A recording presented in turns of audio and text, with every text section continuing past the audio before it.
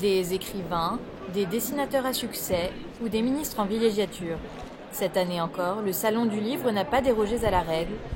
Exception faite, c'est 200 à 300 auteurs réunis de manière inédite pour revendiquer leurs droits.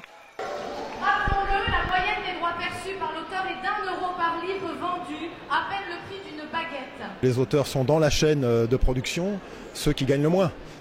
Quand on dit qu'un auteur gagne 1 € par livre, en réalité c'est souvent moins. C'est plutôt 80 centimes, voire encore un peu moins.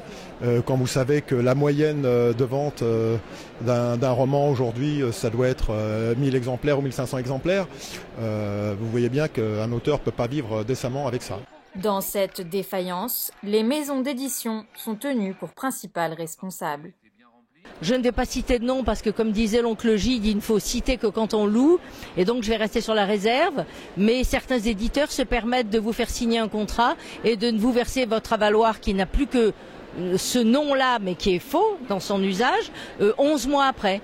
Le livre est publié en février. J'ai vécu ça l'an dernier. Et les droits sont payés parce qu'on menace au mois de novembre. Selon un dernier baromètre, 69% des auteurs percevraient moins de 10% de leurs droits. Certains éditeurs se défendent. Évidemment, je voudrais donner plus à l'auteur, mais vous voyez par exemple dans mes livres, vous pouvez, si vous voulez regarder, j'ai beaucoup de premiers romans. Donc moi, je prends beaucoup de risques. Premier roman, premier roman, premier roman, premier roman. Voilà. Donc en même temps, je prends tous les risques financiers.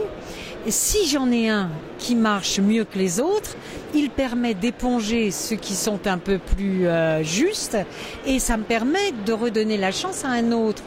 Mais c'est impossible financièrement pour moi de donner plus de 10% à un auteur. Une réponse de la part des grandes maisons d'édition, elle, se fait attendre.